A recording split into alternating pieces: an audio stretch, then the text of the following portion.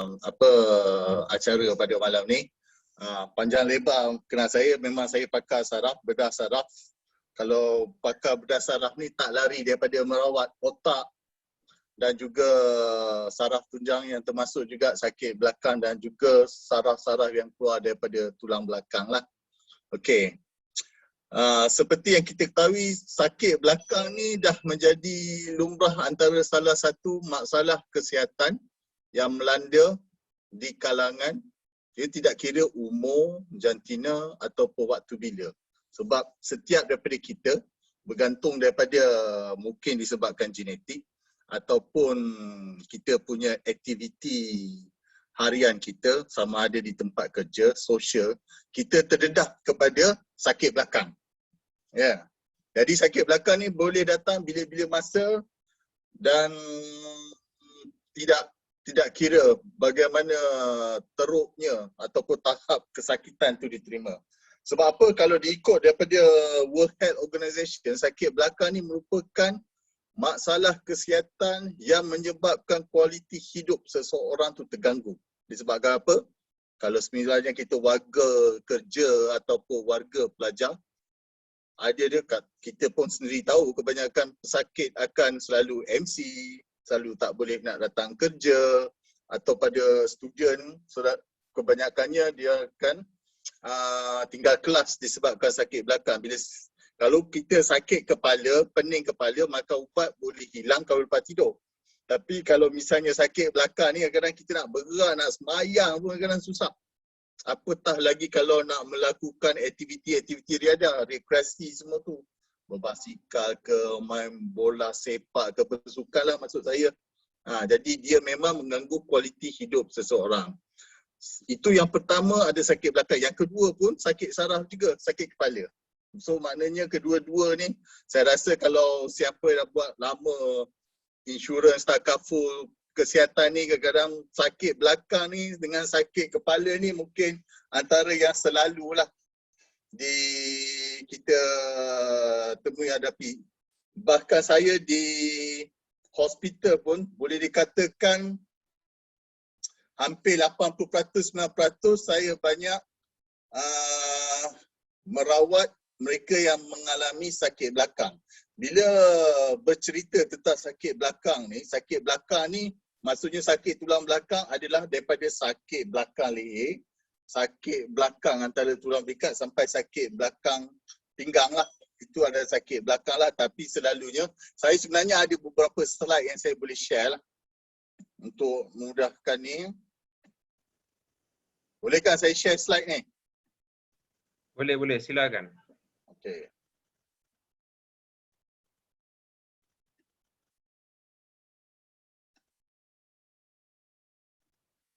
Okey, saya kecilkan dulu ni. Okey. Okey, ni sakit belakang. Saya tadi cerita tadi. Okey, tadi cerita tadi 10 tahun, 20 tahun sakit belakang menjadikan masih sakit masalah kesihatan yang paling, orang kata paling top lah, paling utama yang menyebabkan kemerosatan kualiti dan kesejahteraan kehidupan. Okey, jadi sebab itu pencegahan untuk dapat sakit belakang tu adalah penting lah. Maknanya kita perlu menjaga aktiviti kita, postur badan kita, sama ada kita duduk ke, berdiri ke, baring ke, tidur.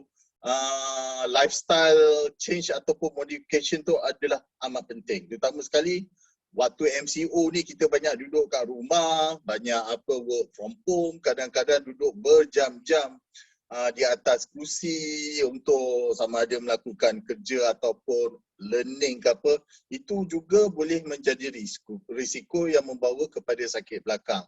Sebab akhir-akhir ni saya nampak banyaklah yang tiba duduk lama. Sebab bila kita duduk lama ni, kita sebenarnya menampung, belakang kita menampung 2 kali berat badan kita.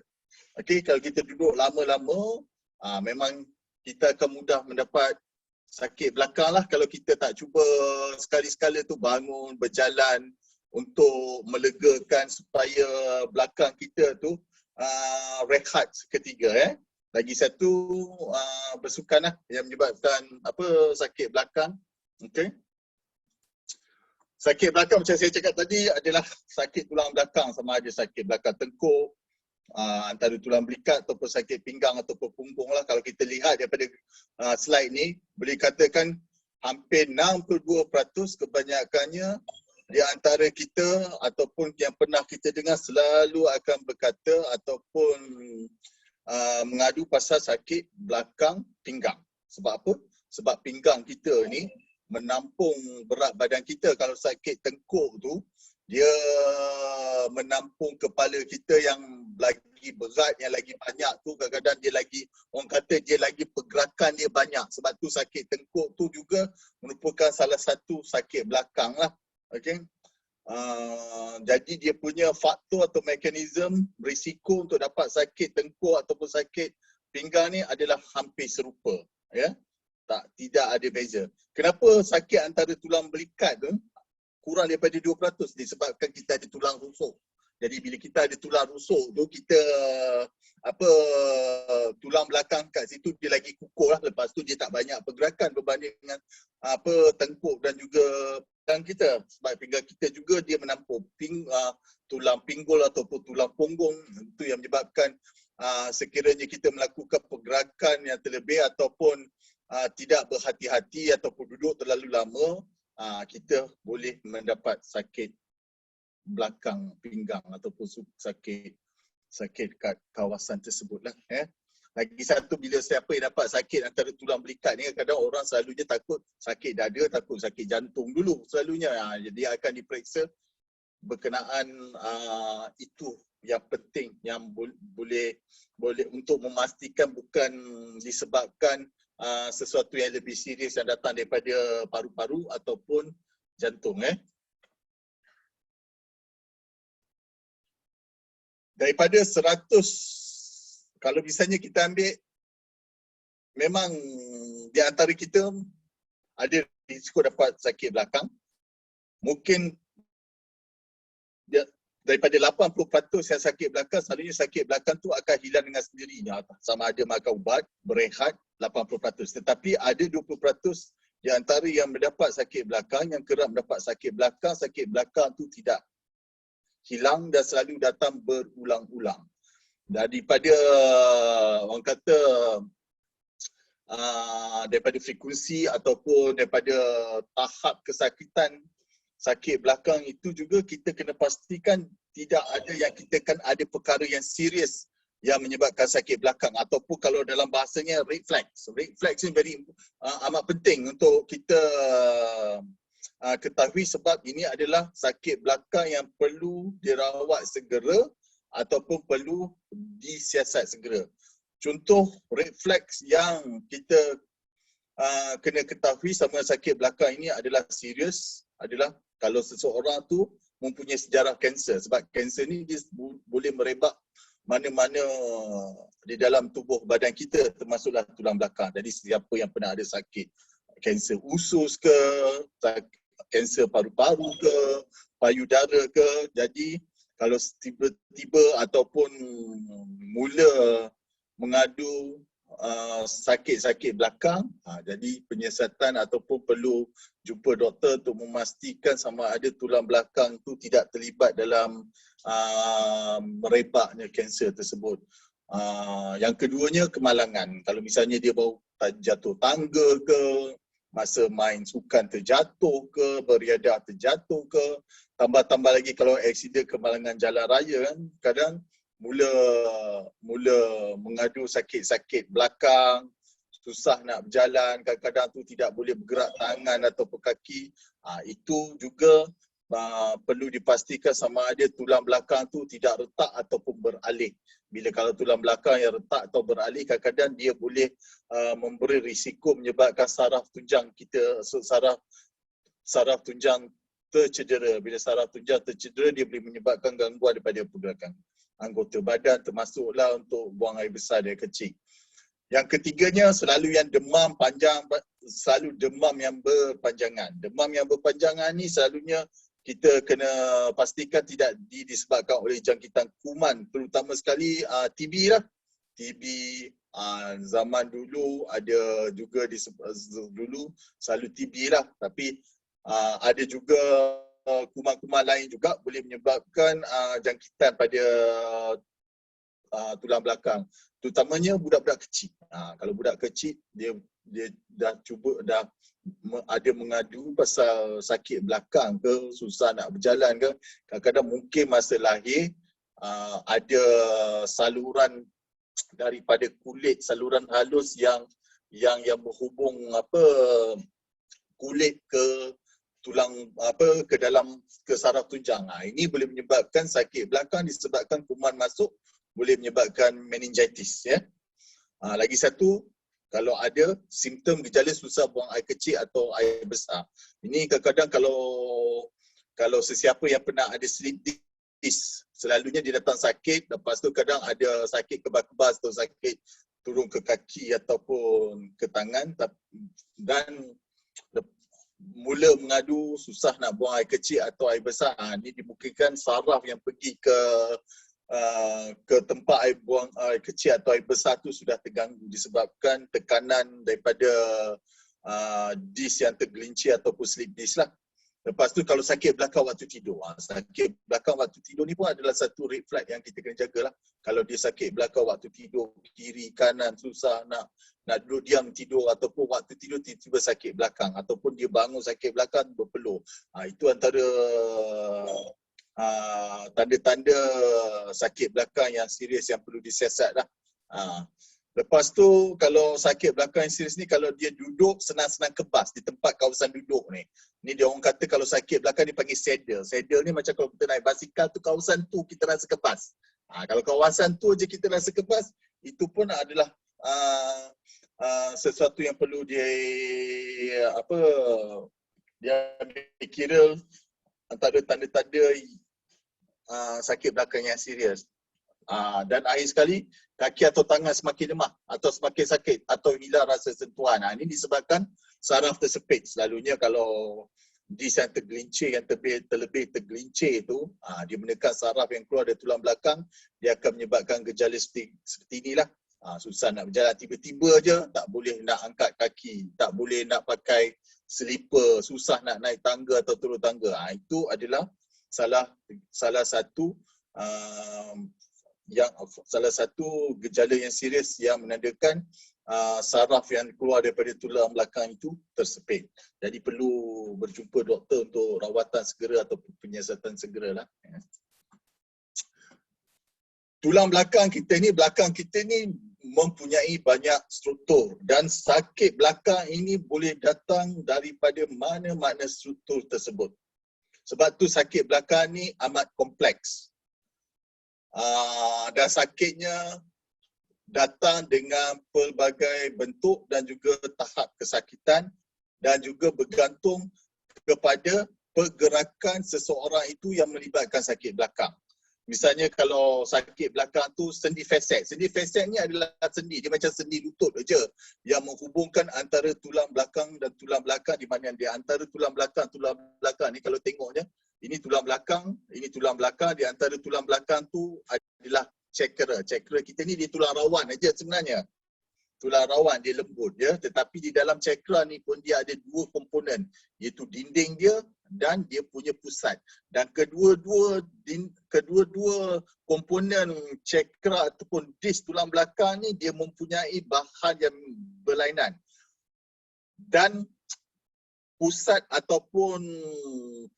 cakra ataupun disk ni, dia punya bahan badan kita tak pernah kenal daripada lahir. Sekiranya kita cedera belakang ataupun cakra ini rosak, bahan ni keluar. Bahan ni dekat dalam ni dia hanyalah gel yang penuh dengan air. Tapi kalau dia keluar, dia macam terlalu toksik kepada badan kita. Sebab tu sesiapa yang tiba-tiba dapat sakit belakang, dia akan mengalami sakit yang amat sakit. Kadang-kadang tidak boleh bergerak disebabkan badan kita tu dia macam virus lah, dia tak pernah tahu lagi apa material yang dekat dalam disk tu tiba-tiba keluar bocor. Bila keluar bocor, badan kita akan attack, akan serang, ataupun supaya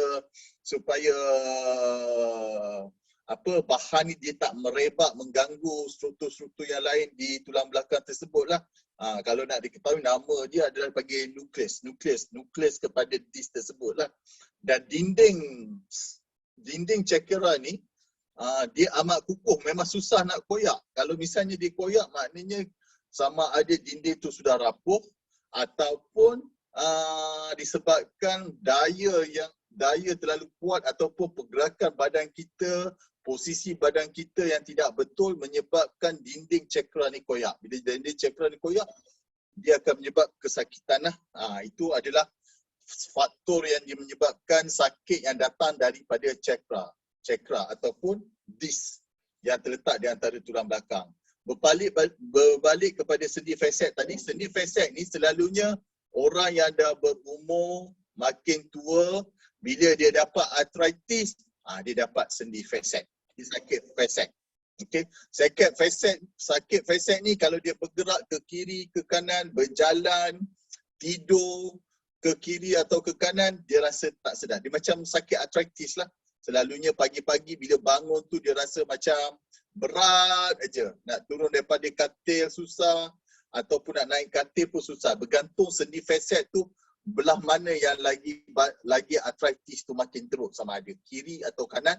Lepas tu bergantung jugalah posisi katil tu. Kalau dia naik kaki kiri dulu, lepas tu sakit belah kiri, maknanya kawasan fasek yang belah kiri tu sakitlah. Kalau dia turun lagi susah daripada katil, maknanya kemungkinannya belah kanan tu lagi susah. Itu sebab tu kalau saya jumpa pesakit-pesakit yang datang dengan masalah sakit belakang ni, saya akan tanya satu-satu aktiviti dia. Berjalan macam mana, sakit naik katil, turun katil macam mana, duduk tu sakit tu datang atau tidak, duduk mana yang lebih selesa, duduk menegak ke ataupun duduk membongkok. Lepas tu sama ada bila pegang tu ada sakit di belakang. Kalau kita pegang dengan jari tu ada sakit belakang, itu kemungkinan sakit fasek lah. Kalau sakit disebabkan sakit disk yang rosak, selalunya duduk lama, berdiri lama, seseorang itu dia tak tahan lah, akan mudah mendapat kesakitan. Lagi satu sakit yang ketiganya bila saraf yang keluar daripada tulang belakang itu tersepit ataupun terganggu. Dia tak semestinya tersepit. Kadang-kadang disebabkan bengkak pada tulang belakang, terutamanya kalau dinding cakera tu terkoyak ataupun bahan daripada nukleus cakera ataupun disk tu keluar, hasil daripada bengkak ataupun inflammation radang tu menyebabkan saraf tu terganggu lah. Tapi sekiranya disk terbonjol ataupun terkeluar, slip disk tu tergelincir terlalu jauh menyebabkan saraf tu tersepit atau terhimpit, akar saraf dia boleh menyebabkan sakit. Sakit dia ini selalunya sakit belakang yang sebegini selalunya akan seseorang tu dia dapat macam sakit yang menjalar sampai ke hujung kaki dan selalunya melepasi lutut.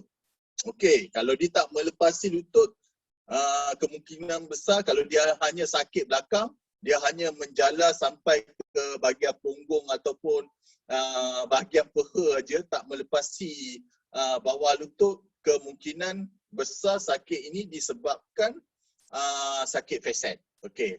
Dan akhir sekali, belakang kita ni ada otot. Okey, otot belakang kita ni berlapis-lapis, ada 3-4 lapis.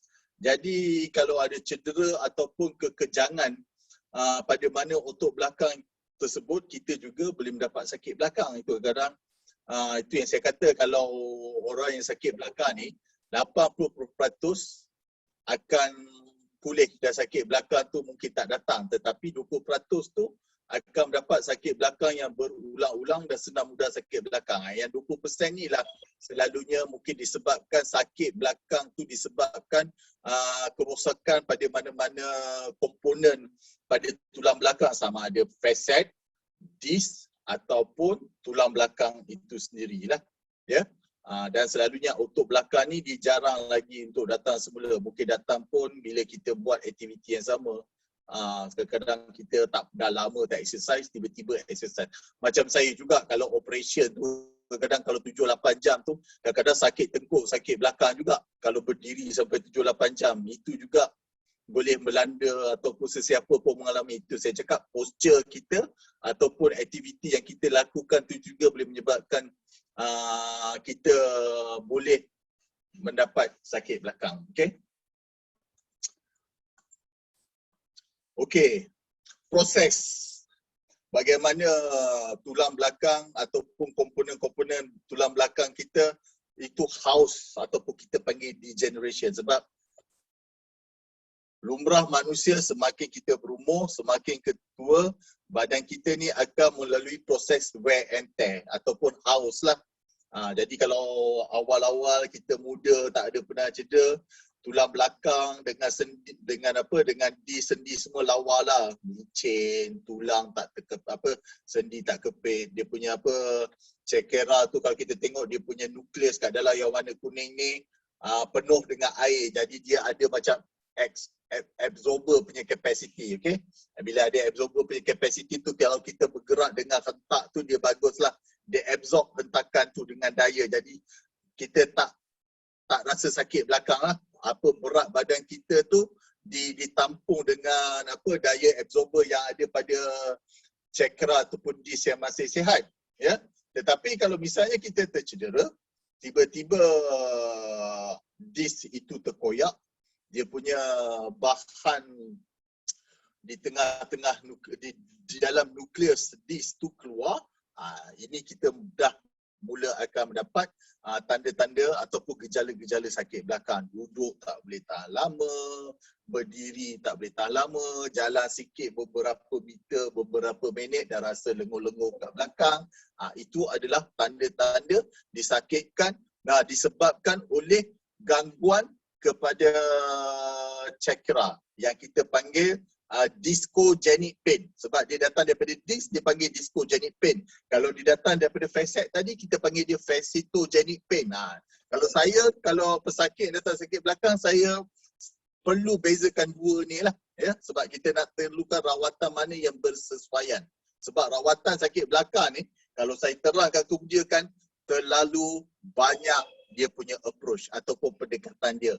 Ada yang mudah, ada yang kompleks, ya. Nanti saya cerita lagi. Kenapa kita dapat discogenic pain? Disebabkan bila disk itu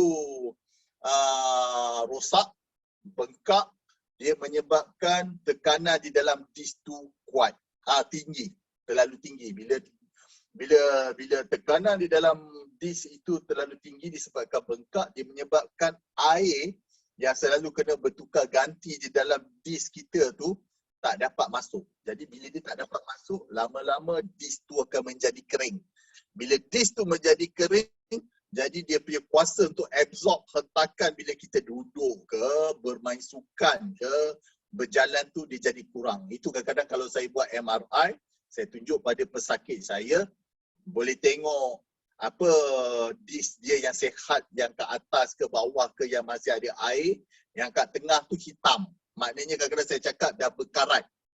Bila dah berkarat ni, disk tu boleh menyebabkan kesakitan belakang yang datang berulang-ulang lah. Sebab tekanan di dalam disk tersebut mengganggu pergerakan tulang belakang kita. Dan kadang-kadang dia akan menyebabkan saraf yang berdekatan juga terganggu. Dan ini yang kita kadang-kadang dapat rasa kebas-kebas, sakit-sakit, turun ke kaki. Itu disebabkan disk yang rosak. Sekiranya disk ini terlalu rosak menyebabkan dinding disk tersebut koyak, dia akan terbonjol. Bila dia terbonjol keluar macam ni, dia akan menekan saraf ataupun menyebabkan chemical ataupun bahan-bahan yang menyebabkan mengganggu fungsi saraf yang berdekatan lah. Sebab tu orang yang mempunyai masalah koyak pada cakera ni mudah mengalami satu sakit belakang, kadang-kadang didatangi juga dengan kebas-kebas, sakit-sakit turun ke kaki atau ke tangan lah, bergantung sama ada dia sakit belakang tengkuk ataupun sakit belakang pinggang lah. Okey. Kalau bisanya biar bila berhutan, semakin berumur, bila bila dibiam, dia akan menyebabkan disk banyak berkarat. Bila dia banyak berkarat, disk kita ni di antara jarak dengan jarak tulang atas tu, dia tinggi dia kena lebih daripada 15 mm. Jadi kalau dia makin air kurang, dia makin rapat. Bila makin rapat, bila dia makin rapat, kat belakang kita tu ada sendi. Sendi kita ni dia macam pisau dua yang duduk antara satu sama lain. Jadi bila tulang belakang tu makin rapat, dia akan menikam antara satu sama lain. Bila dia menikam, dia akan menyebabkan patah ataupun tulang tu retak secara mikro. Ini yang dipanggil micro fracture. Bila dia micro fracture ataupun patah secara halus tu, dia tulang biasalah kalau kita patah tulang tu akan repair balik. Okey, macam kita patah tangan semualah. Jadi bila dia repair, dia akan menyebabkan tulang tu menjadi tebal dan dia tak mengikut bentuk yang asal. Jadi bila dia tak mengikut bentuk yang asal, dia jadilah tulang yang terbonjol sana sini, terbonjol sana sini. Bila dia terbonjol sana sini, dia boleh menyebabkan kesakitan tulang belakang, sakit belakang disebabkan apa? Tulang-tulang yang terbonjol, tulang-tulang yang tak normal tu daripada microfracture tu, daripada patah yang halus-halus tu yang bergeser antara sendi-sendi fasciat tu, menyebabkan saraf yang keluar daripada lubang. Okey, lubang saraf ni atau saya panggil terowong lah. Terowong dia tu, dia menyebabkan dia akan menekan. Itu pun dia lama-lama dia akan mencucuk-cucuk saraf yang keluar. Itu bila sampai tahap tu yang kita panggil bila lubang terowong tu dah semakin sempit. Ini kalau nak bangun daripada duduk, berdiri, berjalan memang sakit. Sebab apa? Sebab sebab dia menyebabkan bila kita bangun aja dia menyebabkan lubang ataupun pintu terowong yang saraf keluar tu semakin sempit. Jadi dia makin menekan. Itu dia kalau kita bangun je, dia tutup aja, dia macam menikam saraf. Itu yang sakit. Itu yang kadang-kadang kalau yang ni kita terpaksa buat operation untuk membesarkan kawasan tu lah. Ini memang kena pembedahan lah. Tak boleh dielakkan lah. Sebab kalau terlalu sakit, rawatan lain dah tak mampu lagi untuk mengurangkan kesakitan tersebut dan selalunya menyebabkan functional ataupun kehidupan harian seseorang itu amat terganggu lah. Okey, disebabkan oleh proses kecederaan pada tulang belakang disebabkan arthritis yang begitu lama lah. Okey, ini yang saya kata tadilah, scan tulang belakang. Ini MRI scan. Ini belakang, ini depan kita. Yang depan ni perut semualah depan kita ni. Ya.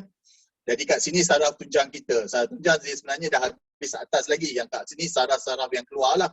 So antara dua-dua ni, antara tulang-tulang ni ada lubang-lubang keluar lah. Ini belajar MRI, orang kata crash course sikit. So kalau misalnya disk yang sehat, kalau tengok ni, ini tulang belakang. Okey, ini disk. Kalau dia air dia cukup, dia macam span, absorber capacity dia putih lawa macam ni aja. Dia ada satu line tengah-tengah. Okey, itu maknanya disk yang terlalu sehat. Dia tak bonjol, tak boleh menekan. Tapi kalau disk tu dah hilang dia punya air, dah kurang dia punya daya capacity, kita akan nampak dia hitam. Nampak kan dia hitam? Yang ni pun dah hitam tapi tak sehitam yang ni. Kalau ni, ini grade 1, ini saya rasa grade 3 lah. Ini dah grade 5. Maknanya ini grade 4 lah. Kalau grade 5 dia betul-betul hitam. Okey? Sebab yang ni boleh nampak lagi putih-putih. Maknanya ada air tinggal sikit. Tapi yang ni, yang sehat, yang ni yang okey lagi. Tapi yang ni pun dah bagi masalah. Tengok tu. Kita nampak dia punya disk dah terbonjol. Kalau yang ni kita tengok ni, nampak putih ni. Putih ni adalah dia macam ulcer. Ini bila terjadi yang saya cakap tadi, bila nukleus disk tu keluar, dia keluar putih ni. Putih ni lepas tu dia menyebabkan disk tu terbonjol ke belakang. So bila ada saraf kita ni, bila dia dah lepas tulang belakang tulang pinggang yang nombor 1, dia jadi macam rambut. Kalau kita tengok ekor kuda tu, dia macam ekor kuda lah, ya. Dia turun keluar rambut berjuntai macam tu. Sebab tu kalau nama Latin ni dia panggil Cauda equina, dia panggil dia panggil ekor kuda. Sebab tu dia keluar macam tu. Jadi kalau dia keluar macam tu, dia boleh menyebabkan saraf tu terganggu. Kita nampak ni rambut dia duduk dekat.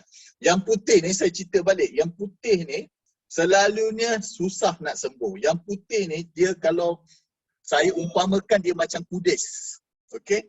Dia macam kudis. Kejap kering, kejap basah. Kejap kering, kejap basah. Sebab tu dia macam kudis tu, bila dia kering, dia tak rasa sakit, dia kurang rasa sakit. Tapi bila dia basah, itu yang dia macam bara api lah. Kejap-kejap dia pedam, kejap-kejap dia nyala. Kejap dia pedam. Yang ni selalunya dia akan menyebabkan sakit belakang yang berulang-ulang. Dan bila dia akan menyebabkan aktiviti seseorang itu terganggu. Sebab kalau dia lebih je buat, dia menyebabkan yang umpama macam bara api atau kudis ni ataupun ulcer lah. Dia akan makin besar dan dia tak sembuh. Yang ni memang dia susah nak sembuh dari masa ke semasa. Nanti saya ceritakan apa rawatan yang kita boleh sembuh. Sebab selalunya bila saya nampak yang ni, memang selalunya saya akan suruh, saya tahu dia akan dapat sakit balik dalam masa beberapa bulan walaupun buat fizioterapi ataupun makan ubat tahan sakit lah. Saya akan nasihatkan kalau lepas 6 minggu, 3 bulan masih tak buat, saya akan cadangkan untuk buat rawatan yang tertentu untuk mengawal kesakitan tu. Sebab apa? Kalau kita biar lama-lama, dia patut disk kita ni yang dalam tu dia tak patut ada saraf. Dia akan menyebabkan saraf sakit tumbuh. Dia akan tumbuh macam lumut kat dalam tu. Bila dia tumbuh kat lumut dalam tu, dia punya signal yang keluar sakit tu akan tak tentu hala lah. Kadang-kadang duduk sikit, gerak sikit, tak selesa. Okey. Itu tentang explanation description pasal MRI scan lah. Jadi kita tahulah nampak yang sihat dengan yang disk yang dah rosak. Okey, kalau misalnya gangguan pada tulang belakang tu berada leher, dia menyebabkan sakit lah. Kadang-kadang kita ada orang yang asyik cakap sakit belakang, tapi sakit belakang ataupun sakit pening kepala lah. Kalau pening kepala yang datang daripada masalah di tulang leher, disebabkan arthritis ke apa, dia boleh menjalar ke belakang kepala. Dan selalunya sesiapa yang dapat masalah ni, dia akan mengadu masalah sakit kepala ataupun pening di belakang lah. Di belakang telinga ataupun di atas telinga, di atas bahu. Itu mungkin disebabkan sakit belakang disebabkan facet lah. Facet arthritis. Kalau misalnya sakit belakang dan juga sakit pada menjalar ke tangan. Ni mungkin disebabkan ada saraf di leher yang keluar daripada tengkuk tu ada tertekan, sama ada terowong ataupun pintu saraf tu sempit ataupun disebabkan tertekan daripada slip disc lah, sebab tengkuk kita pun ada disc juga. Itu untuk sakit belakang tengkuk. Kalau sakit pinggang macam biasalah. Kalau disebabkan macam saya ceritakan tadi, kalau dia sakit sendi ataupun facet tulang belakang, selalunya jarang sekali sakit tu melepasi lutut. Selalunya sama ada di keli pinggang aja, ataupun di punggung aja, ataupun di tepi peha, ataupun di di bawah perut. Kalau misalnya saraf di pinggang tu terganggu, dia akan menyebabkan sakit tu menjalar ke kaki lah, sampai ke hujung jari ataupun di betis. Itu mungkin disebabkan oleh slip disc. Okey. Itu antara dua tanda-tanda sakit belakang yang disebabkan sama ada sakit datang daripada facet ataupun sakit datang daripada disc. Okey, ataupun saraf yang tertekan. Kalau yang datang daripada disc ni, selalunya dia masalah bila dia nak selalunya masa duduk ataupun berdiri lama. Dia disebabkan hanya posisi saja. Dia datang disebabkan oleh posisi. Misalnya kalau dia rokok, dia susah nak rokok masa semayang, itu kemungkinan disebabkan kemungkinan besar disebabkan oleh disc yang rosak ataupun disc yang bengkak lah. Sebab tu saya kalau tanya, kalau yang Muslim tu saya akan tanyalah, kalau dia semayang tu dia boleh rokok lah. Kalau dia tak boleh rokok, dia kata dia boleh duduk, dia hanya duduk je. Saya dah tahu lah, itu dah teruk sangat lah. Sakit belakang dia dah terlampau kronik dah tu. Memang sesuatu perlu dibuat lah. Maknanya kalau fizio, sebab kalau dah macam tu, fizio pun dah tak boleh buat. Nak suruh buat exercise macam mana pun, kalau nak harap makan ubat pun dah tak load dah kadang-kadang. Dia punya bengkak tu dah terlampau menebal. Kita makan mulut pun masuk kat darah, dia tak sampai pun kat situ sebab dah tebal sangat. Itu memang tu kata kalau nak hilang sakit tu dia kena direct kat situ dah. Adalah nanti cara saya bagi tahu antara rawatan-rawatan yang boleh dibuat lah untuk direct kat situ. Okey, daripada kita dapat, kita boleh mengurangkan risiko untuk dapat sakit belakang lah. Jadi antara cara-cara untuk mengelak atau mencegah sakit belakang, satu, saya katalah posisi badan kita waktu duduk, baring, berdiri dan tidur tu adalah amat penting tu dijagalah. Misalnya kita kan kalau yang bekerja pejabat tu, kalau komputer tu pastikan dia sama arah dengan mata kita. Okey, kalau duduk pun biar duduk betul dia punya, tak adalah kita tanpa slouch ataupun terlampau membungkuk. Lepas tu kerusi pun kena jaga jugalah. Ya, bukan kerusi yang terlampau rendah. Lepas tu kalau kerusi yang selalu main pusing-pusing tu pun kena jaga juga. Lepas tu kalau komputer tu jangan kita duduk kat sini tapi komputer kat sini. Jadi kita asyik pusing sini, pusing sana, pusing sini, pusing sana. Yang tu kadang-kadang dia boleh menyebabkan cedera pada otot belakang. Dia cedera pada otot belakang, dia menyebabkan sakit belakang. Ataupun pada siapa yang ada masalah sakit belakang, dia boleh menyebabkan sakit belakang tu datang semula lah. Lepas tu lagi satu cara mengangkat barang berat. Kadang-kadang kita pergi shopping, kadang-kadang pergi angkat berat. Ataupun anak, selalu kalau ada anak kecil tu, mengangkat anak kecil, lepas kita dah anak kecil, lepas tu kita terus dukung. Ataupun lepas dukung adalah yang tu pergi letak kat belakang tengkuk pula. Itu adalah 3 formula untuk menyebabkan masalah belakang. Kerana sakit pinggang sebab kita membungkuk angkat, kadang-kadang budak tu kadang-kadang dah berat dah.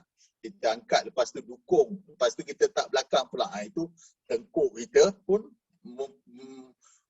boleh mendapat risiko untuk mendapat sakit tengkuk. Jadi kalau nak mengangkat barang berat tu selalunya kalau pergerakan yang bagus tu kita kena duduk dengan level dulu baru kita angkat. Okey? Bukan terus bongkok macam kita rokok. So, macam rokok tu terus ambil sebab kita stretch kita punya belakang tu. Jadi otot-otot belakang tu dia akan berlawan antara satu sama lain menyebabkan ada tulang belakang tu menjadi tidak stabil. Kalau daya nak mengangkat tu atau berat tu terlampau lebih, dia boleh menyebabkan kita cedera tulang belakang lah. Lepas tu elak memakai kasut tumit tinggi. Ya. Nak pakai boleh tapi tak boleh lama-lama sangat lah. Nak jalan jauh dengan kasut tumit. Kalau nak bergaya sikit kejap tu tak apalah. Lepas tu kalau pakai kasut tu biar ada pelapis yang lembut kat dalam, bukan yang keras tu. Kalau pakai boot tentera tu masalah senang lah, lama sakit belakang. Sebab nak mengangkat boot tentera tu pun berat lah. Lepas tu kalau sesiapa yang pernah dapat sakit belakang, letak ice pack atau hot pack selama 15 minit lah tempat tu. MC dia ada dia punya YouTube channel dia sendiri. Dekat situ dia ada sesiapa yang pernah ada sakit belakang, ada kat situ cara senaman sakit belakang yang mudah untuk diikuti lah. Saya ada dia punya link kat bawah tu lah. Okey. Cara melawat sakit belakang ni dia banyak. Sebab dengan teknologi yang makin maju sekarang ni, teknologi untuk melawat sakit belakang ni dia daripada yang paling mudah faham dengan yang paling kompleks. Dan operation pun ada yang mudah, ada yang kompleks. Sebab tu sekarang ni rawatan dia banyak pergi ke arah minimalis ataupun reductionist.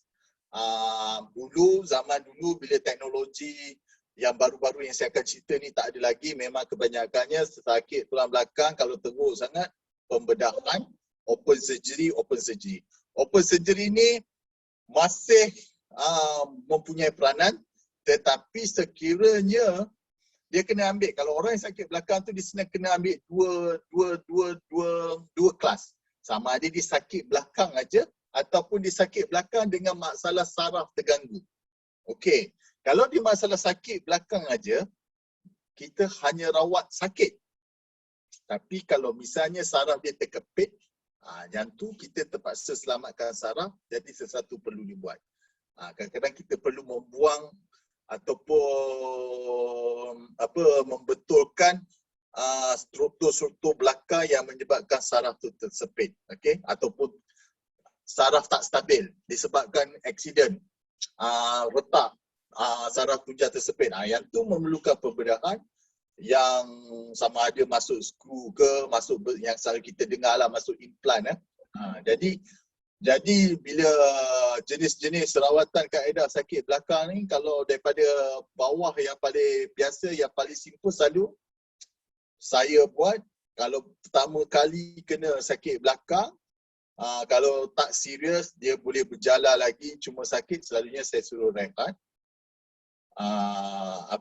Ambil ubat tahan sakit, buat fizioterapi, ya, untuk mengurang. Fizioterapi itu adalah cara-cara dia bagi hot pack ke, ice pack ke, transcutaneous nerve stimulation ke, TENS yang kita dengar.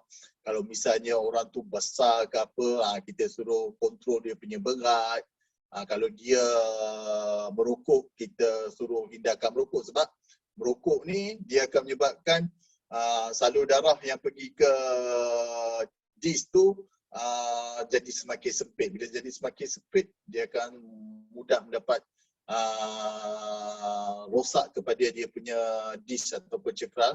Lepas tu regular exercise lah yang selalu kita kena tahu, strengthening core muscle. Core muscle maknanya core muscle tu adalah otot belakang kita, ya. Kalau siapa yang boleh tahu berenang tu, kena aktif berenang lah. Yang tu paling bagus sekali untuk bagi kuat core muscle kita lah, sebab kita tak terlampau banyak sangat, cuma menggunakan daya ampungan air je, tak ada melibatkan hentakan pada kaki ataupun tangan lah untuk membuat regular exercise.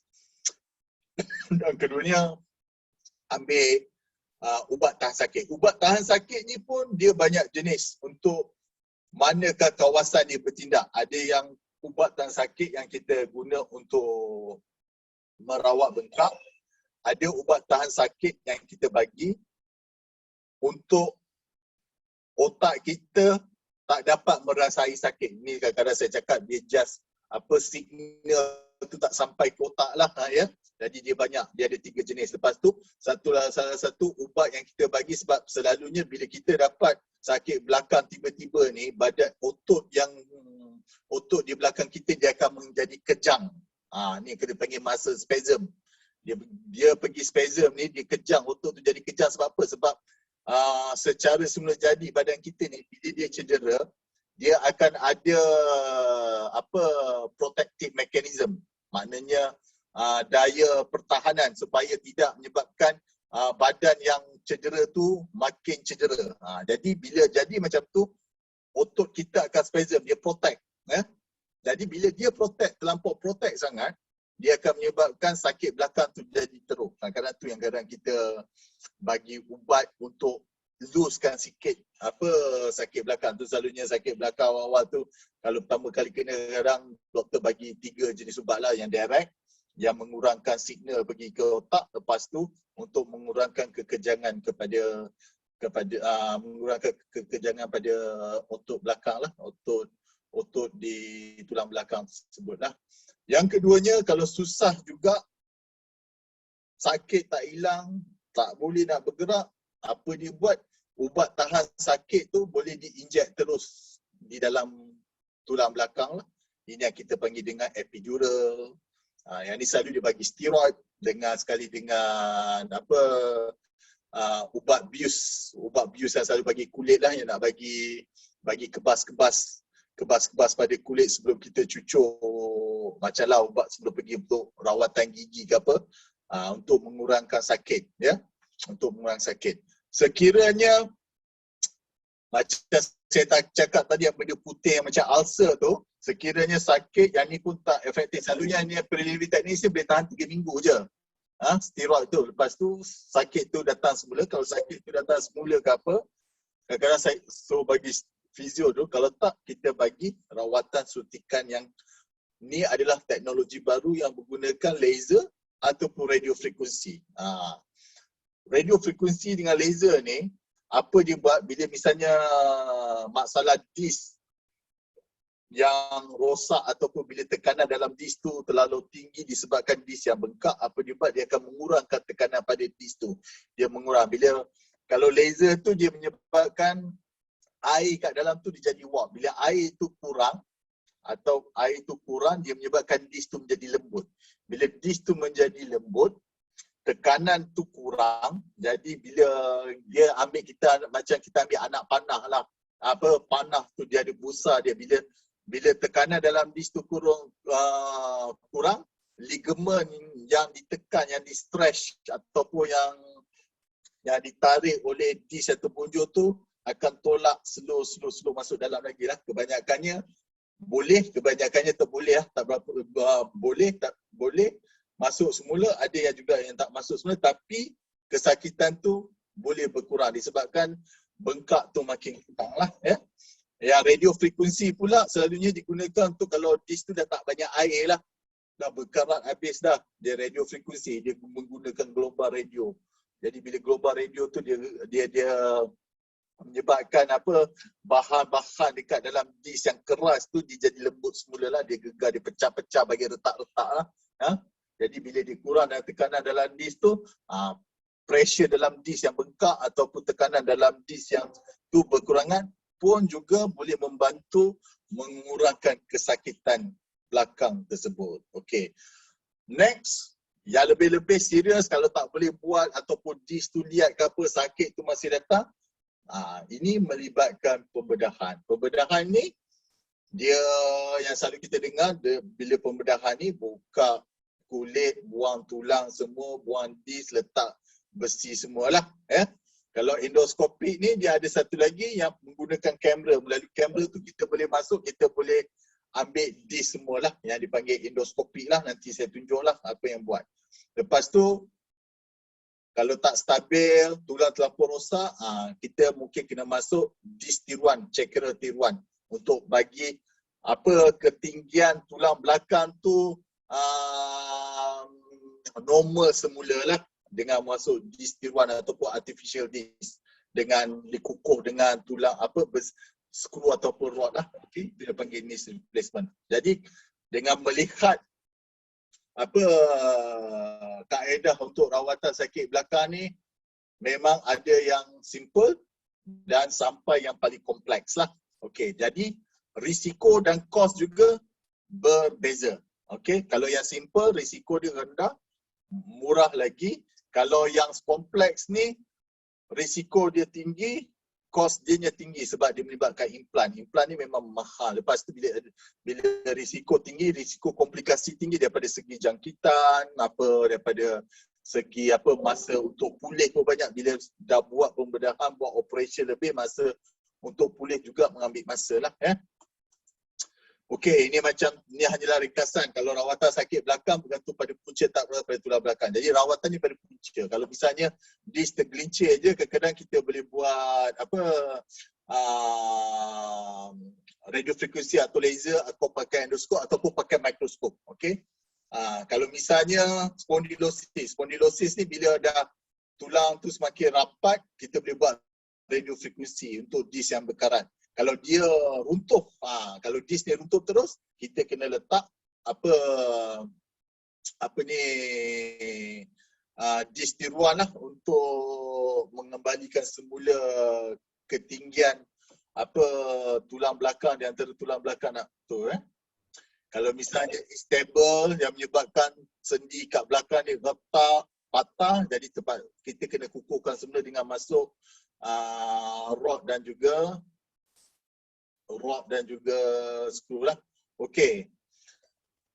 Ini akan saya cerita satu pasal proses suntikan tulang belakang. Okey, sebab sekarang ni banyak orang pergi rawat tulang belakang ni dengan kaedah minimal invasive. Maknanya tak perlu nak buat pembedahan, hanya melalui teknik melalui jarum saja untuk merawat sakit tulang belakang. Okey. Kebaikannya dia boleh buat sebagai day case, Tapi ada juga kebanyakannya dia nak tinggal juga sehari dua sebab takut kan, baru dapat. Bagi diorang walaupun suntikan tulang belakang, tapi bagi diorang prosedur yang besar lah kalau buat sesuatu kat tulang belakang tu. Lepas tu bius setepat atau buat penendam, maknanya pesakit sedar masa buat prosedur tersebut. Tak payah nak bagi gas ke nak bagi tidur ke apa, jadi risiko dia makin kurang lah. Dia ada parut, kalau ada parut pun parut daripada kesan cucukan jarum aja lah, jarum pun jarum halus saja. Okey, risiko komplikasi amat rendah berbanding pembedahan, dan proses pemulihan pun cepat. Macam saya tadi, kalau day case tu datang pagi 7.30, masuk pukul 9, pukul 4 dia boleh balik dah. Ada yang tu terus esok paginya, ada yang boleh main golf pun ada. Pernah ada. Kalau yang sakit sendi facet aja lah. Kalau disc tak ada lah. Okay. Lepas tu 80%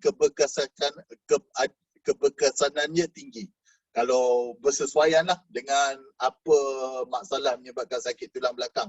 Sebab tu pemilihan pesakit untuk mendapat rawatan ni mesti teliti. Bukan pakai boleh buat, bukan semua orang boleh buat. Ya. Jadi kita kena tengok, sebab tu perlu scan, tengok dia punya fungsi, apa yang rawatan yang bersesuaian ya. Sama ada suntikan sakit tulang belakang atau foto. Misalnya kalau disc tu okey lagi, berkarat tetapi dinding dia tak pecah, baru kita boleh bagi suntikan laser atau radiofrekuensi. Tapi kalau misalnya dia dah pecah, dinding dia pecah, disc tu dah keluar jauh dah ke belakang, yang tu kemungkinan besar kita perlu pembedahan lah. Kita tak boleh nak bagi lagi laser atau radiofrekuensi sebab dinding dah pecah. Maknanya kalau kita tahu yang apa tali panah tu dia dah putus dah, jadi dia tak ada lagi daya nak tolak balik apa disc yang terbunjur tu ke tempat yang asal, ataupun mengurangkan apa disc yang terbunjur tersebut lah. Itu sebabnya penting tengok pada scan tu, amat memainkan peranan yang penting untuk memilih kaedah yang sesuai untuk rawatan sakit tulang belakang. Ini Assalamualaikum doktor. Ya, saya. Nak tanya sikit boleh? Boleh je, banyak pun tak apa. Berapa kos tadi kalau untuk kaedah atau proses injection tu? Okey. Dia selalunya, kos dia bergantung berapa banyak elektrod kena pakai. Okey.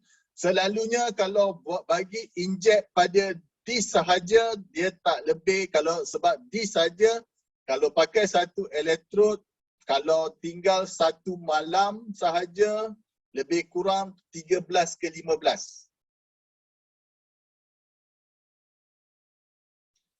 Kalau sendi facet, kalau kena 6 facet, tambah aja pun lebih kurang 13 ke 15. Tapi kalau combination, misalnya dia ada sakit pada disc yang menyebabkan facet tu pun rosak juga, selalunya dalam 15 ke 17 ataupun ke 18 lah. Bergantung kepada berapa banyak elektrod yang dipakai dan berapa banyak disc yang rosak. Kalau disc rosak 2, kena buat 2 lah. Kalau 3, 3 lah. Okey. Okey, terima kasih. Okey, ini suntikan laser dan ya, saya. Doktor saya nak tanya, kalau tulang belakang bengkok tu macam mana pula? Dia efek pada back pain juga ke? Boleh. Itu yang dipanggil skoliosis. Maknanya tulang belakang bengkok. Maknanya daripada kecil tulang belakang tu dah bengkok. Ya ke? Itu juga boleh menyebabkan, itu pun boleh menyebabkan sakit belakang, sebab bila dia bengkok makin lama, dia akan menyebabkan saraf yang keluar daripada, bila dia bengkok dia jadi saraf, pintu saraf tu terganggu lah, dia jadi makin sempit, betul tak? Ya. Sebab dia bengkok kan. Bila dia bengkok, dia menyebabkan tulang dia pintu saraf tu jadi makin sempit. Jadi itu boleh menyebabkan sakit belakang. Yang tu memang kompleks operation lah. Memang kena buat operation nak bagi straight. Kadang-kadang sampai 20 skru kena masuk kat belakang semata-mata nak bagi tulang tu lurus balik lah. Selalunya budak-budak lah, budak-budak ataupun orang muda dalam umur belasan tahun belasan tahun lah, sebab ini adalah masalah sakit, masalah tulang belakang yang datang yang daripada lahir lah, ya, kalau yang dipanggil skoliosis. Doktor, boleh tanya berapa kos untuk meluruskan tulang belakang tu tadi? Yang tu banyak juga, bergantung berapa banyak skru, berapa banyak rod tu. Oh, ya ke? Lebih kurang yang biasa doktor buat, lebih kurang berapa skru? Saya, terus terang yang skoliosis ni saya tak buat. Yang ni ortopedik. Oh, I see. Alright. Okay. Sebab yang ni ortopedik.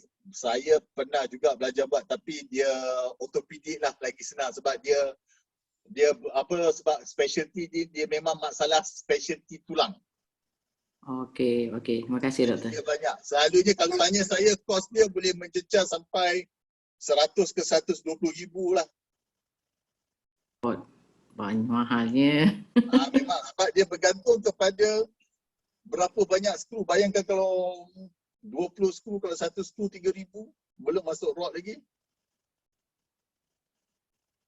Dan berapa, dan tengok daripada company mana juga skru tu.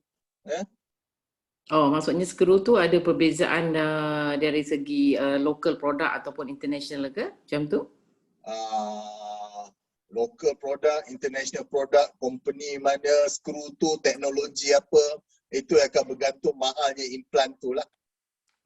Okey. Terima kasih. Ada yang makin simple sekarang. Dulu kalau nak buat operation skoliosis ni kena buka kulit belakang, buang tolak semua otot tulang belakang. Tapi sekarang dia minimally invasive, dia masuk tube, dia buat macam luka tikam aja, masuk skru melalui lubang-lubang tu je. Okey. Dia teknologi dia bagus. Kalau dulu macam saya belajar dulu, zaman-zaman dulu, dia memang buka besar, panjang. Seluruh belakang tu tulang, luka tu memang panjang lah. Kadang-kadang tengok bergantung skoliosis tu berapa besar skoliosis dia lah. Okey. Terima kasih doktor. Doktor, saya nak tanya. Boleh. Ada seorang klien ni, dia didiagnose sklerosis masa umur 25. Adakah congenital juga? Skoliosis ni selalunya, yang saya tahu insurance always akan query skoliosis ni congenital atau tidak. Kebanyakan skoliosis adalah congenital. Tetapi kalau dia tiba-tiba, kalau misalnya misalnya dia kata, kalau jumpa saya, skoliosis ni kadang-kadang saya suruh buat MRI. Sebab ada sebahagian kecil skoliosis ni disebabkan ada ketumbuhan pada saraf tunjang.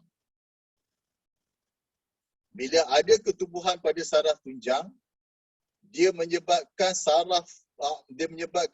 otot belakang menjadi lemah. Bila otot belakang menjadi lemah, dia menyebabkan tulang sokongan pada tulang belakang tu dia jadi tak seimbang. Jadi dia menyebabkan bengkok. Ada sebahagian kecil skoliosis ni disebabkan ketumbuhan pada tulang belakang. Saraf tunjang. Sebab tu kalau tiba-tiba bila besar dia dapat tiba-tiba, atau kita tengok dia punya bengkok tu makin cepat. Jadi kena buat MRI scan untuk pastikan tak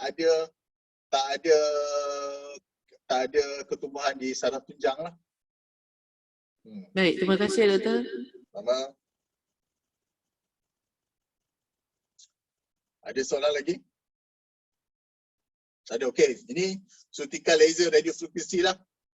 Patient kita cucuk jarum pun besar macam tu aja kalau masuk, dan semuanya dia buat di bawah X-ray lah, ya. Dan prosedur akan mengambil 1 jam ke 1,5 jam lah. Berapa banyak prosedur untuk kesakitan tulang belakang tu akan dibuat lah. Ini saya ada video juga, MXU Medical Center ada video lah pasal rawatan intradiscal untuk sakit belakang. Ada dekat situ dia punya link. Ataupun pergi MSU Medical Center punya YouTube channel, adalah bukan saya punya, rawatan yang lain-lain pun ada juga. Okey, bagi yang ada masalah sakit tulang belakang disebabkan fasciat dia bengkak, ataupun arthritis, apa yang buat kita panggil suntikan radiofrekuensi sendi tulang belakang lah. Dengan teknik ni kita akan bakar saraf yang membawa isyarat sakit daripada sendi yang bengkak tersebut. Jadi dia mengurangkan rasa sakit. Bila kita buat benda macam ni, pesakit akan mudah buat fizio, bergerak. Jadi fungsi harian dia lagi baik lah, kualiti dia lagi baik.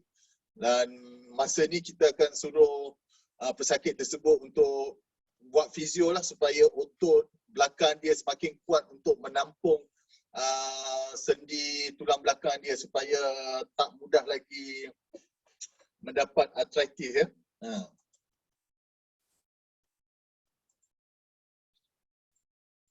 Ini pun saya ada juga video pasal radiofrekuensi ni, pasal untuk neurotomy, ada juga link dia kat bawah tu.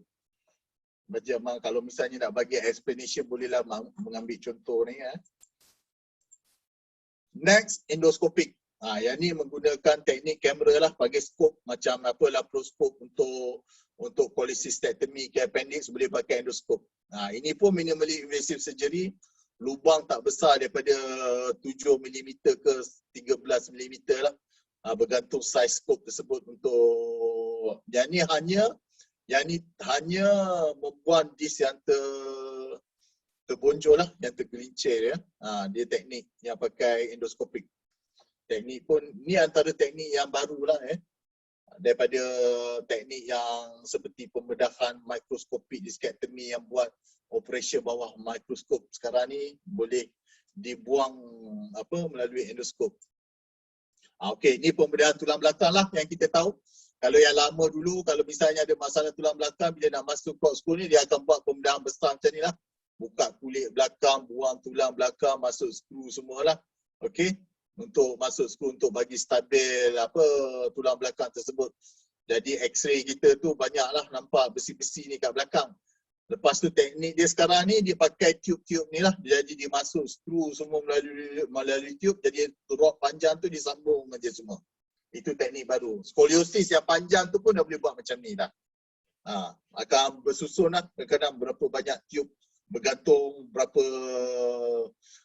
panjangnya skoliosis tersebut lah. Ada orang ada skoliosis daripada atas sampai bawah, kadang-kadang tengok je bengkok dia kadang bentuk S ataupun bentuk C je. Itu ada antara jenis-jenis skoliosis yang ada lah. Okey, terima kasih. Saya rasa lama juga saya cakap ni.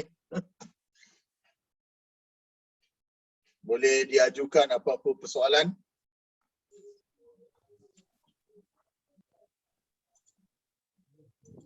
Assalamualaikum doktor. Waalaikumsalam. Doktor, nama saya Razif. Okey. Saya nak bertanya dengan doktor. Ya. Ada beberapa rawatan, maaflah ini saya cuma tengok di sosial media saja ya. Ada beberapa rawatan di mana mereka ada gunakan kayu dan diorang ketuk-ketuk pada badan pesakit tu. Kan? Okay. Kononnya katanya ada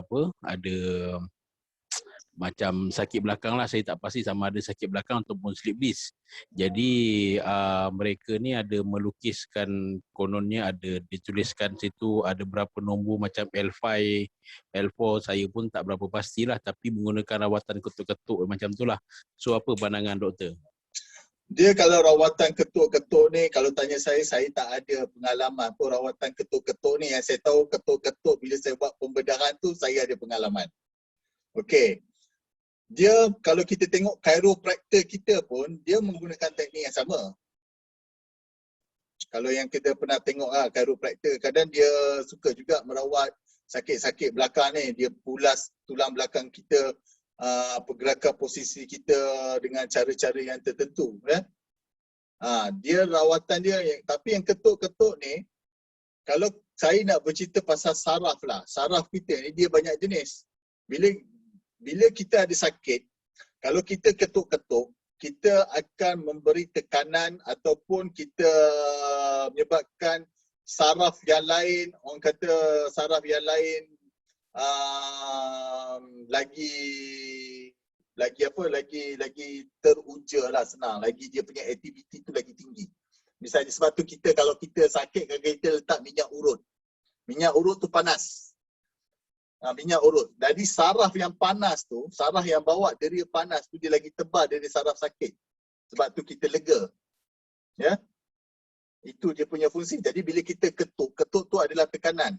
Saraf yang bawa deria tekanan tu dia lagi tebal daripada saraf sakit. Sebab saraf sakit ni dia halus. Sebab tu saya boleh bakar pakai radiofrekuensi sebab dia halus. Okey?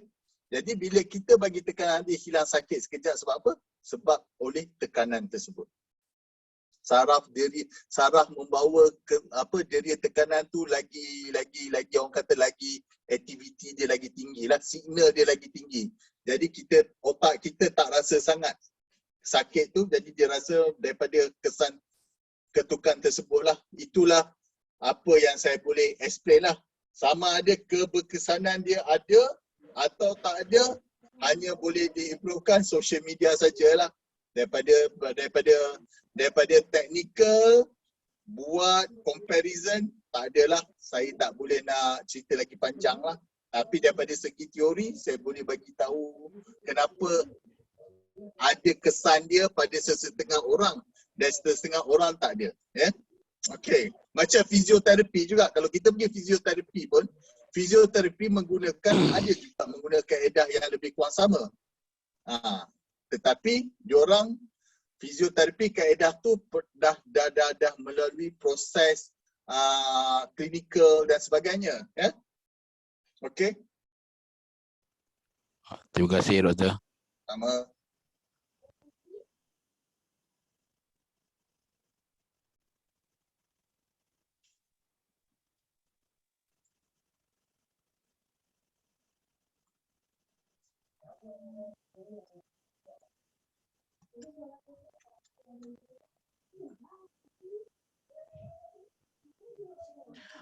Doktor, soalan last daripada saya. Okey.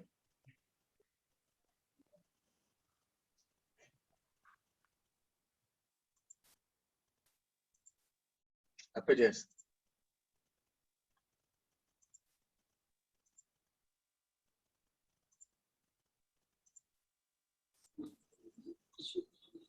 Prof, Ya, saya. saya rasa mungkin line internet dia tak berapa bagus. Okay. Saya nak bertanya dengan Prof.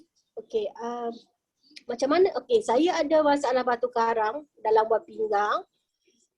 Sebelum ni saya mengalami sakit belakang. Okey. Jadi macam mana saya nak tahu yang contohnya saya tak buat diagnose. Macam mana saya nak tahu yang sebenarnya sakit belakang tu adalah masalah tulang belakang ataupun masalah-masalah lain?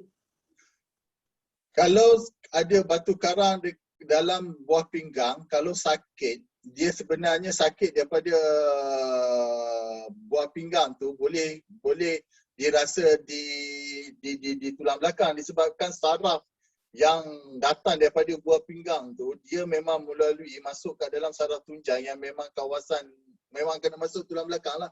Jadi kalau misalnya buah pinggang tu bengkak ke apa, dia menyebabkan saraf tu jadi sensitif. Jadi dia punya orang kata referred pain.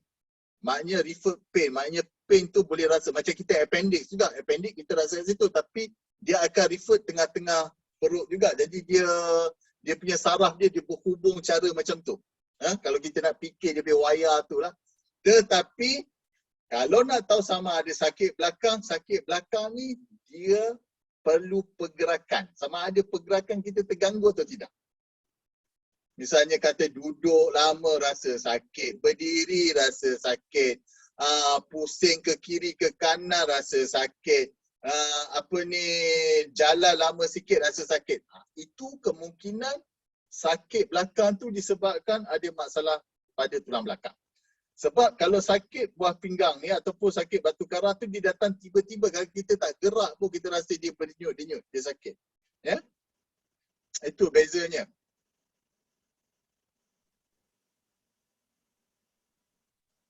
Saya tak dengar ni. Mute.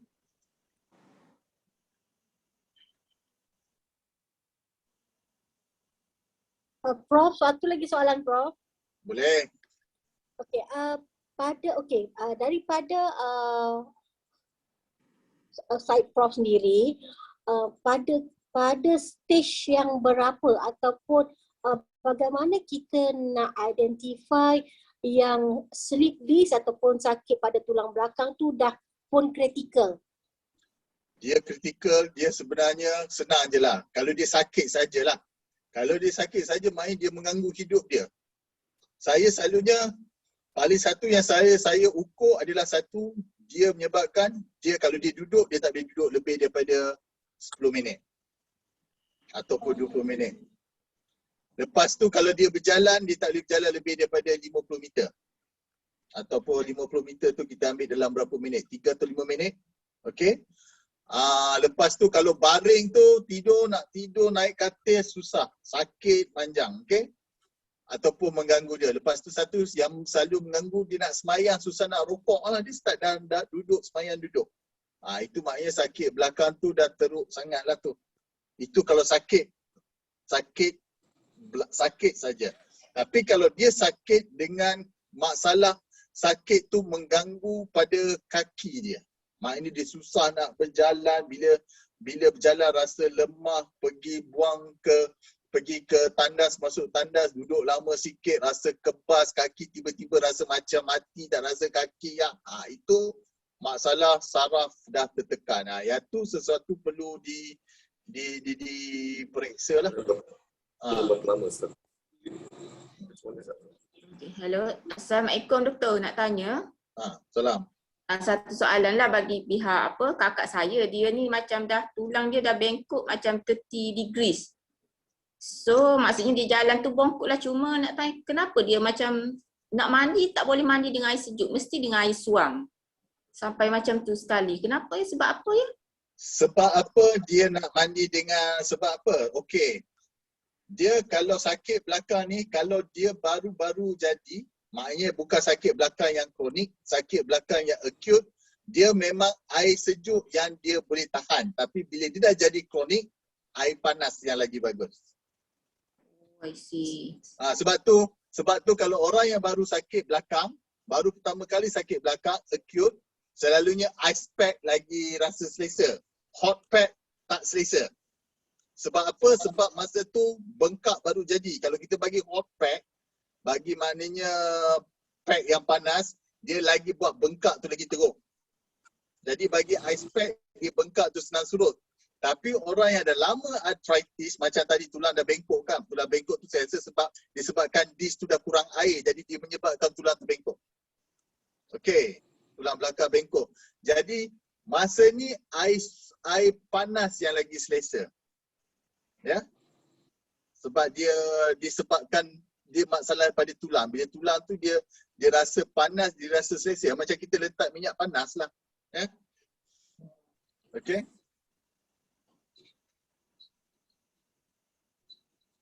Prof nak tanya lagi Prof. Boleh. Boleh ke sakit tulang belakang ni terjadi secara tiba-tiba? Boleh. Boleh. So daripada segi side insurance, contohnya klien tu polisi dia baru, less than 1 year. Kalau tiba-tiba dia sakit tulang belakang, probably adakah insurance cover ataupun tidak, atau macam mana? Kalau disebabkan oleh trauma, patutnya insurance cover lah. Tiba-tiba dia kata dia cakap dia tengah buat kerja, terjatuh di tempat kerja. Lepas tu dia sakit belakang. Lepas tu buat MRI, dia tengok ada slip disc ataupun disc dia terkoyak. Saya rasa kalau trauma sepatutnya insurance cover on the spot kan? Yes, correct. Okay, noted. Okay. Sebab kalau tiba-tiba ni dia jarang-jarang berlaku. Tiba-tiba ni selalu dia disebabkan trauma lah selalunya. Yang saya tahu dia main sukan lah. Yang main sukan kalau trauma saya tak tahu sama ada insurans akan cover atau tidak. Itu saya tak tu sangat lah. Selalunya saya tulis saja kalau trauma saya tulis trauma, kalau cover lah. Okay, noted. Jelas. Terima kasih. Tapi kalau disebabkan degeneratif ataupun disebab haus ke apa, yang tu kadang-kadang susah sikit lah.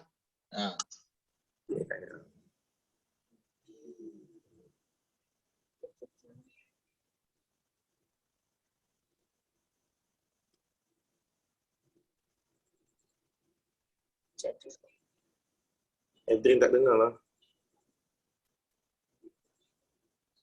Saya rasa MC tak jelas tu. MC tak dengar tu.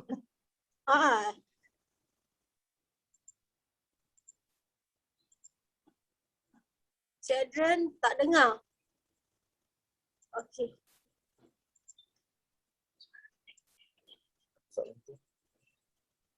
Kita check ya kalau ada apa-apa soalan. Sekejap ya. Okey Prof, ada soalan Prof. Okey. Prosedur radio frekuensi tersebut full BIOS ke atau local BIOS sahaja? Local BIOS sahaja. Local BIOS. Kalau pesakit tu dia tak tahan juga ataupun dia anxiety, nervous ke apa, kadang-kadang kita bagi ubat penenang aja. Sebab apa dia kena buat local BIOS? Sebab kadang-kadang kita nak pastikan jarum tu dia selalunya benda ni semua buat bawah x-ray. Kita boleh pasti tepat jarum tu duduk kat mana. Tapi kita nak pastikan lah ni sebenarnya is a safety sure lah untuk ensure safety. Jadi kita akan test bagi electrical test. Test dia punya saraf supaya kalau misalnya dia terkena saraf yang tak patut kena, pesakit tu akan rasa sakit, akan bagi tahu. Lepas tu kita akan tengok dia punya pergerakan otot yang tak patut bergerak. Jadi bila kita buat test ni yang menyebabkan radio frekuensi, kita pastikan kita tak bakar nerve yang tak patut kita bakar.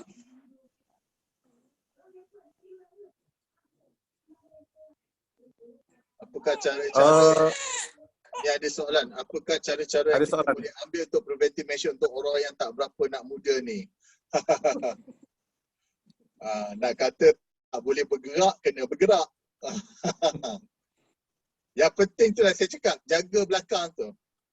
Kalau misalnya yang selalu saya tengok masalah orang muda ataupun tak berapa muda ni, masalahnya bila dia mengangkat benda berat lah. Akhir-akhirnya ramai yang suka pergi gym. Kalau nak pergi gym tu, kalau nak mengangkat tu, kena buat cara betul lah. Kadang ada buat cara tak betul. Itu yang dia menyebabkan yang disk punya dinding tu mudah terkoyak. Saya dah jumpa banyak kali, especially perempuan. Mungkin cara deadlifting dalam gym tu mungkin tak bersesuaian untuk secara perempuan angkat lah. Kalau lelaki jarang lagi saya jumpa. Ni mungkin disebab mungkin dia punya muscle tak develop ke apa lah. Lepas tu berjalan, berdiri lama, duduk, itu antara benda yang selalu kita buat dalam kita punya kehidupan harian yang kita kena jagalah. Jangan menyebabkan belakang kita cedera. Ataupun mudah haus lah. Wear and tear. Okay. Alright, saya rasa sampai situ saja Prof. Malangnya MC kita ada sedikit masalah teknikal. Okay. Adrian, MC masih ada masalah ke? Ada. MC ada masalah. Okey, kalau tak ada apa-apa, terima kasih Prof ya atas perkongsian Prof pada malam ini. InsyaAllah mudah-mudahan dia memberi manfaat kepada semua wakil-wakil takaful kita daripada etika. Sekali lagi, mudah-mudahan saya harapkan ilmu yang telah disampaikan ni halalkan dunia dan akhirat. Terima kasih banyak-banyak. Okey, terima kasih semua. Terima kasih banyak. Terima kasih Doktor. Terima kasih Prof. Terima kasih Prof. Terima kasih Cik Isnol. Terima kasih Prof. Okey, jumpa lagi insyaAllah. Terima kasih Cik Isnol. Okey, sebelum berakhir majlis, saya ada sedikit iklan ya. Ada iklan. Okey, boleh tolong saya sharekan slide?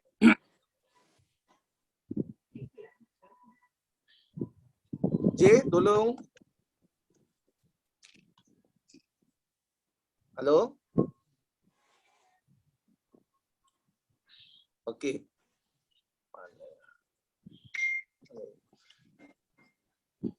Okey, untuk makluman semua, GBGB's members, okey, saya rasa semua you all dapat information daripada leader dan daripada agensi masing-masing. Okey, CR7 ataupun GB akan buat satu program ya, program yang dinamakan program Jom Sihat. Pelanggan dan ejen bersama MSU Medical Center. Pada bila? 26 hari bulan Mac 2021, Jumaat ni ya, Jumaat minggu ni, jangan lupa. Leader-leader mungkin dah maklumkan, kita ada 2 grup pada pagi tu. Okey, pagi ada 2 grup dan petang ada 2 grup.